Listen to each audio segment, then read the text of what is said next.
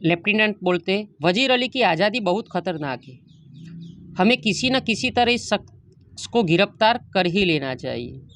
Colonel कहते, पूरी एक फौज लिए उसका पीछा कर रहा हूँ और बरसों से वो हमारी आंखों में धूल झोंक रहा है और इन्हीं जंगलों में फिर रहा है और हाथ नहीं आता। उसके साथ चंद जाबाजे, मुट्ठी पर आदमी, मगर ये दमखम है। लेफ्टिनेंट कहते कि हमारी कंपनी के लिए, हमारी अंग्रेज कंपनी के लिए वजीर अली का गिरफ्तार होना ज़रूरी है। कर्नल उसको जवाब देता है कि बरसों से मैं उनको गिरफ्तार करने का काम कर रहा हूँ, लेकिन वो क्या कर रहा है, हमारी आंखों में धूल झोंक रहा है। वो इन्हीं जंगलों में फिर रहा है, लेकिन मेरे हाथ आता नहीं है। मैंने सुना है कि उसके साथ कुछ चंद जाबाज है, मुट्ठी भर आदमी है, मगर ये दमखम है ही। लेकिन वो कैसा व्यक्ति है, निडर है, साहसी है। लेफ्टिनेंट कहते, सुना है वजीर अली जाति तौर से भी बहुत बहादुर आदमी है। कर्नल कहते, बहादुर न होता तो यूँ कंपनी के वकील का कत्ल कर देता। लेफ्टिनेंट, ये कत्ल का क्या किस्सा हुआ था कर्नल? लेफ्टिनेंट क्या कहते हैं, कर्नल से कहते कि मैंने ऐसा सुना है कि ये वजीर अली कैसा है, बहुत बहादुर आदमी है। कर्नल कहते हैं कि आपकी बात सही है, बहादुर नहीं होता तो वो वकील का कत्ल करता नहीं। कंपनी का वकील था, लेकिन वजीर अली ने उनका क्या कर दिया था, कत्ल कर दिया था। लेफ्टिनेंट कहते कि ये कत्ल का किस्सा क्या था? कर्नल कहते, किस्सा क्या हुआ था,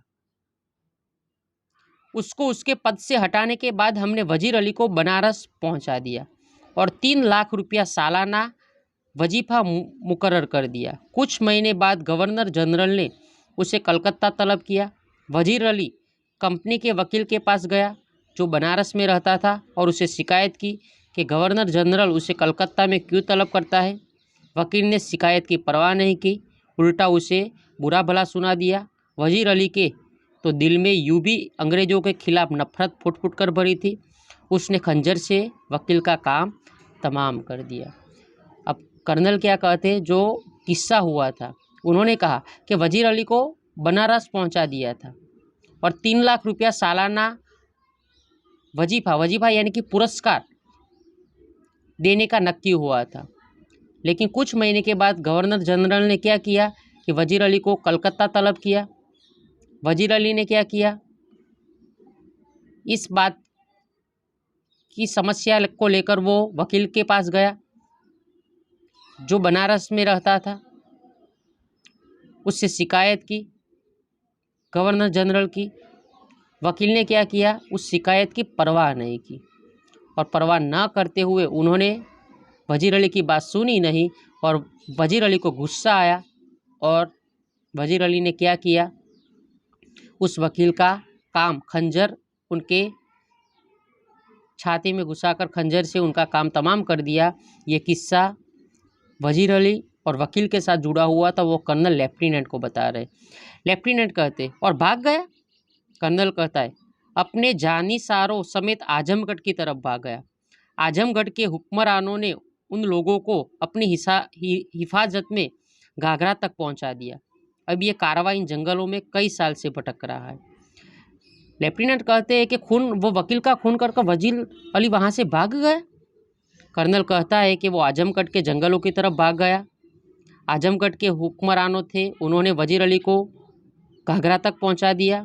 अब उनका जो कारवां है इन जंगलों में कई साल से भटक रहा है और इसलिए हम उनको खोजने के लिए यहाँ पर आए।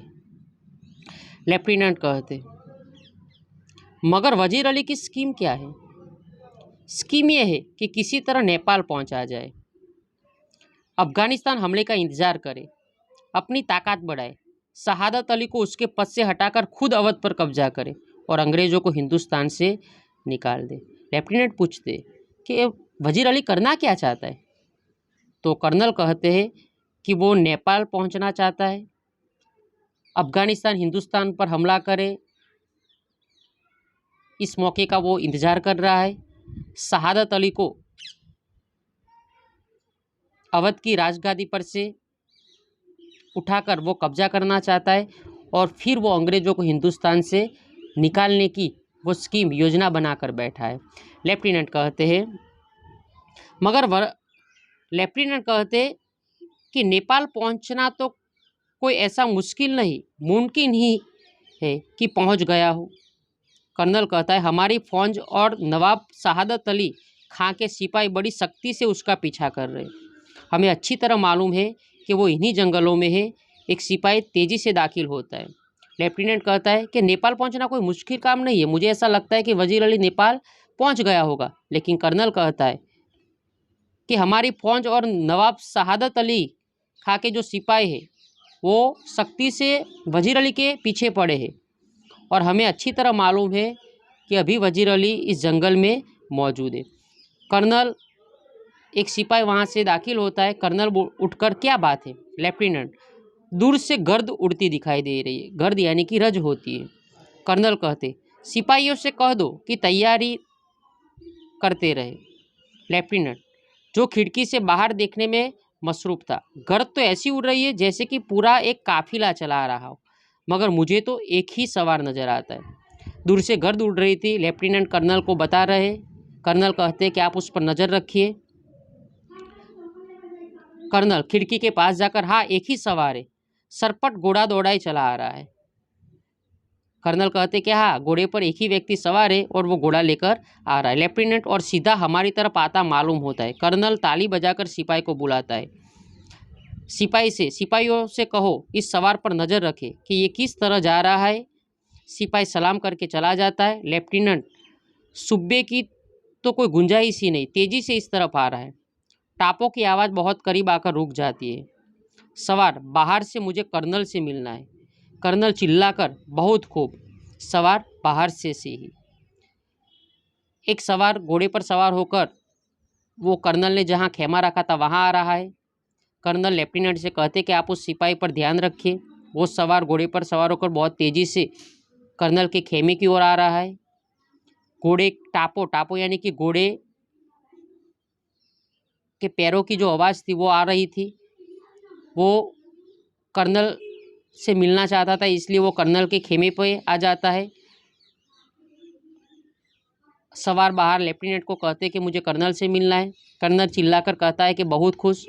सवार बाहर से ही सी कहता है और